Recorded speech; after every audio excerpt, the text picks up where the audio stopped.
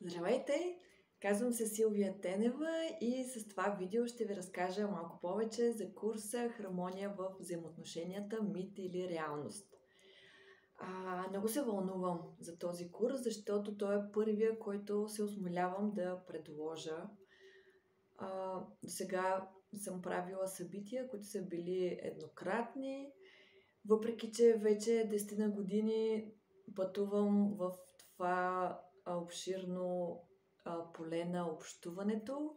Срещнах се с ненасилствената комуникация преди 10 на години и от тогава ми стана толкова интересно, толкова любопитно и много ме провокира да искам да изследвам моделите, които използвам при общуване, да се да самоизследвам, да проверявам какво работи, какво не работи, защо понякога, въпреки огромното желание, което имам, за да се свързвам с хората, то просто не се получава.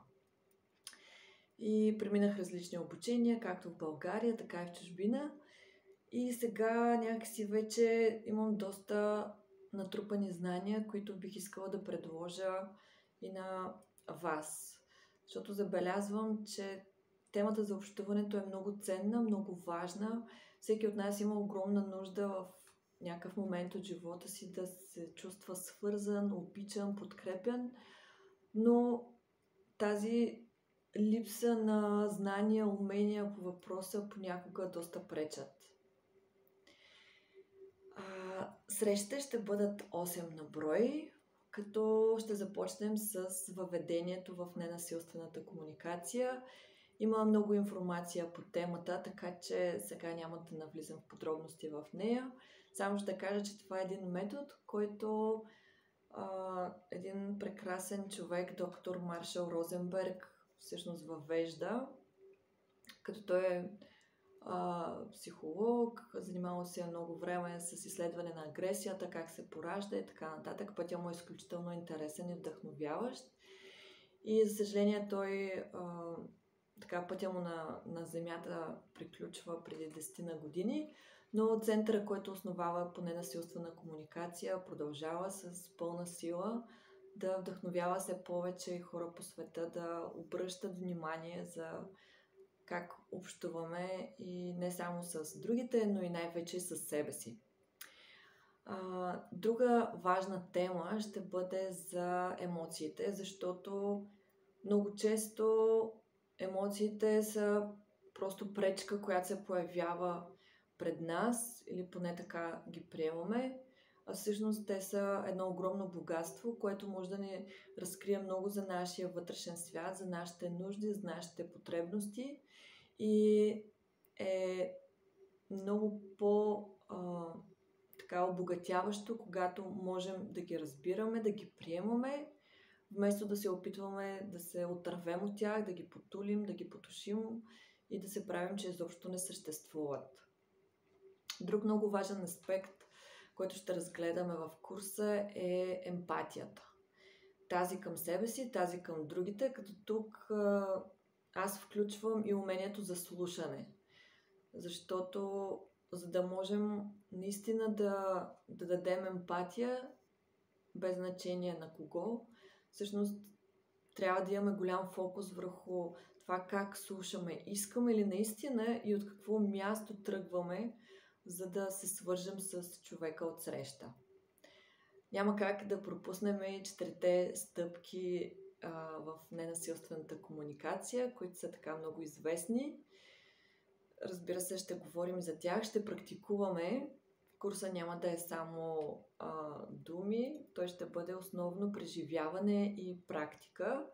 И една основна тема ще отделим за конфликтите. Защото взаимоотношенията, хармоничните, със сигурност не изключват конфликти.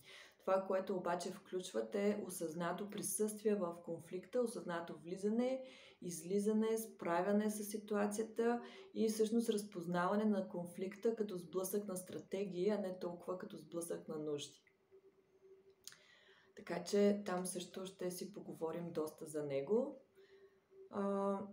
Тема, която сметнах, че е много важно да присъства, е това правото да кажем не.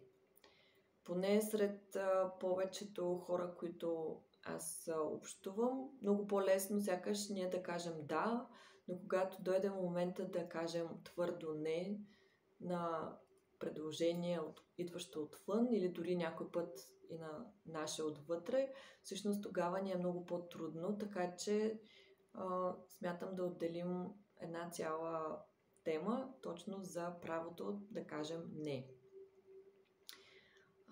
Друга тема, която включих, е изразяването на благодарност. Защото благодарността е едно чудесно чувство, което ни дава много усилия, окрилява ни, изпълва ни и е прекрасно да можем да го изразяваме така, че то да достигне до другия, да му даде на него тази радост, която благодарността носи на нас. Ще имаме много практически активности по време на курса, т.е. цяло онлайн. Желателно е, когато се включите да присъствате, да бъдете и на 8-те срещи, защото те се движат като продължение от една в друга. Така че ви съветвам, ако наистина имате интерес по темата, просто да си разпределите така времето, така да се организирате, че да можете да присъствате и на всяка една от тях.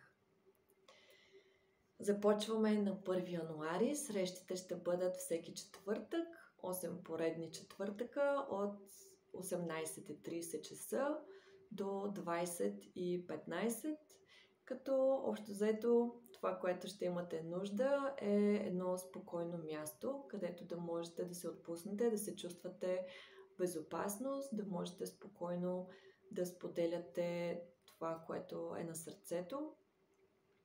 Химикал, нещо за писане и най-вече желание. Желание да заедно да изследваме хармоничните взаимоотношения и да видим дали за нас биха могли да бъдат реалност или какво ни пречи пък, така че все още да ги чувстваме по-скоро като мит. Ще се радвам да се срещнем на 1 февруари с вас. Ако имате допълнителни въпроси, можете да се свържете с мен през Facebook страницата Connected from the Heart или от личния ми профил Силвия Тенева. Довиждане!